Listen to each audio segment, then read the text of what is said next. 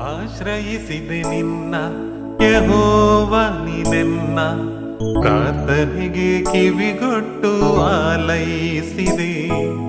ಆಜ್ಞೆಗಳ ನಿನ್ನ ಪಾಲಿಸಿದೆಲ್ಲವನ್ನ ನನ್ನಂತರಾಳ ಪರೀಕ್ಷಿಸಿದೆ.